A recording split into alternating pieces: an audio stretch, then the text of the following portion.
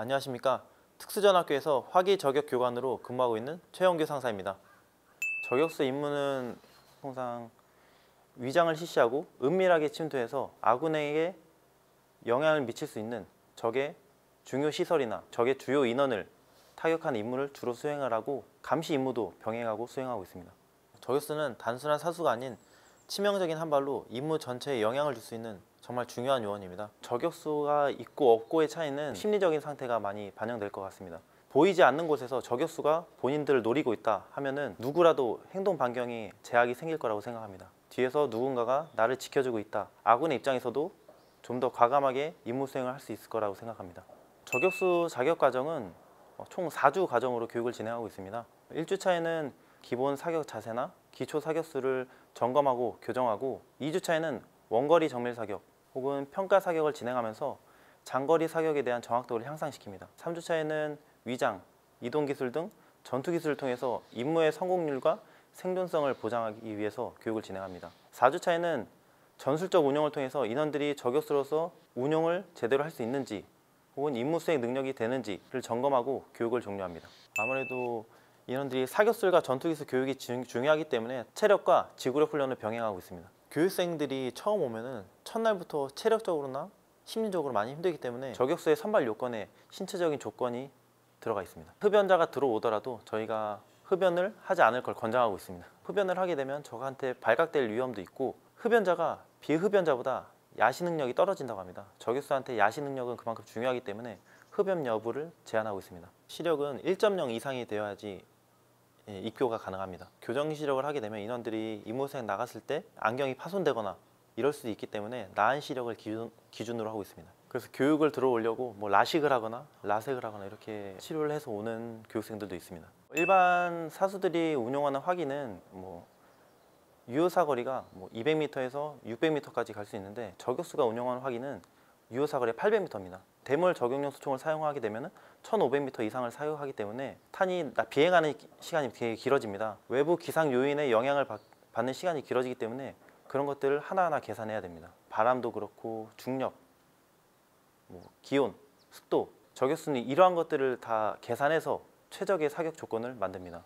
이런 것들을 계산해서 표적에 맞출 수 있게 하는 것이 탄도학입니다. 탄도학은 물리학의 한 분야인데 흔히 저격수가 임무 수행할 때는 작전 지역이 시야에 들어올 수 있게 감제거지, 즉 높은 곳을 점령하게 되는데 고지대에서 사격하면 공기 밀도가 낮습니다. 탄이 날아가면서 그만큼 탄에 영향을 주는 요소들이 적어집니다. 실제 사거리보다 더 낮은 사거리에 대해서 사격을 진행해야 됩니다. 좀 더 말씀드리면 습한 공기는 건조한 공기보다 가볍습니다. 그렇기 때문에 건조한 날씨보다 습한 날씨에 사격을 하는 게 상탄 날 확률이 더 높습니다. 아무래도 탄도학에 대한 가장 큰 변수는 바람입니다. 기온이나 기압, 공기 밀도 같은 경우는 저희가 가지고 있는 장비를 통해서 계산이 가능합니다. 하지만 바람은 저희가 사격하는 곳의 바람과 목표 지점의 바람이 다르기 때문에 그건 순전히 사수의 훈련량과 사수의 감이 중요합니다. 우리나라 같은 경우는 산이 많기 때문에 계곡을 타고 내려오는 바람도 파악하기가 굉장히 힘듭니다. 하지만 이런 산악 지역에서는 나무가 어느 방향으로 흔들리는지 혹은 어느 정도의 힘으로 흔들리는지 보고 저희가 수정량을 계산해서 사격해야겠다 이런 계산이 됩니다. 저격수 임무는 물론 단독 작전을 할 수도 있고 안 할 수도 있습니다. 작전 유형에 따라 그것도 달라지겠지만 저격수는 통상 관측수와 같이 임무 수행을 합니다. 여기서 저격수는 사격 준비를 실시하고 기상 요인에 대해서 계산하고 저격수에게 알려주는 것은 관측수가 진행을 합니다. 또한 저격수가 사격을 했을 때 표적에 맞았는지 안 맞았는지 또한 얼마나 벗어났는지 판단은 관측수가 하기 때문에 관측수가 그만큼 노력을 해야 됩니다. 관측수의 역할이 표적을 찾는 역할도 있습니다. 저격수가 보고 있는 조준경은 시야가 좁기 때문에 관측수가 보고 있는 관측경은 시야가 넓습니다. 그렇기 때문에 아무래도 표적을 찾을 수 있는 확률이 큽니다.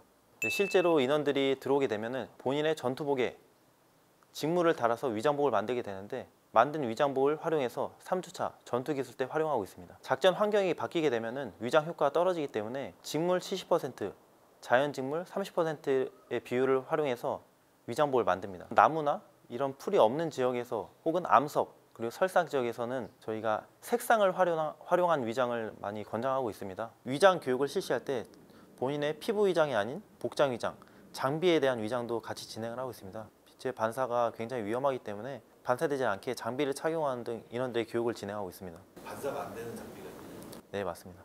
기타 뭐 양말이나 이런 실이나 이런 걸 활용해서 비반사를 막을 수 있게끔 하고 있습니다. 통상 인원들이 저격수라고 하면 그냥 흔히 사격만 잘하는 사수로 알고 있는데 전혀 그렇지 않습니다. 사격을 잘하기 위해서는 기본 사격 자세와 호흡, 격발, 심리 상태 이런 것들이 정확도에 영향을 끼치기 때문에 인원들은 자기 통제하는 방법부터 배우게 됩니다. 한번 사격 지점을 잡게 되면 목표물이 언제 나올지 모르고 언제 이동할지 모르기 때문에 이동할 수는 없습니다. 인내력과 정신력을 가지고 임무 수행을 해야 됩니다. 사람들이 말하는 초탑 명중 같은 경우에는 일반 사수들을 생각해서 말하는 경우가 많습니다. 하지만 저격수 사격은 계산해야 될 기상 요인이 굉장히 많습니다. 첫 발에 목표물을 제압한다는 것은 굉장히 어려운 일이고 저격수가 첫 발에 명중하지 않더라도 수정탄을 신속하게 계산해서 사격할 수 있도록 교육을 진행하고 있습니다. 교관으로서 아쉬움이 굉장히 많습니다. 지속적으로 훈련을 해야 감을 잃지 않고 실력 유지가 되는데 사격장의 제한 때문에 사격 훈련을 충분히 못하는 인원들이 많습니다. 저격수는 한 가지 지형에서만 임무 수행하는 게 아니라 다양한 환경에서 사격을 진행해야 됩니다. 상향식, 하향식, 평지 사격장도 그렇고 높은 건물, 낮은 건물 그렇게 사격을 진행하다 보면 어느 지형을 가더라도 당황하지 않고 사격을 진행할 수 있기 때문에 실력이 월등히 올라갈 것 같습니다. 저격수 한 명이 한 개 대대에 발을 묶을 수 있다고 그렇게 저희가 교육을 하고 있습니다. 교관들은 아무래도 현대에서 이루어지고 있는 전쟁사에 대해서 공부를 많이 하고 있고 현대전이나 미래전에 대비해서 반영해야 될 교육 내용들이 무수히 많습니다. 그렇기 때문에 저격수 전문과정이라는 교육을 신설해서 현대전이나 미래전에 대응할 수 있는 저격수를 양성하기 위해서 준비하고 있습니다. 저격수가 현대와 미래전에 대응할 수 있도록 끊임없이 연구하고 노력하겠습니다.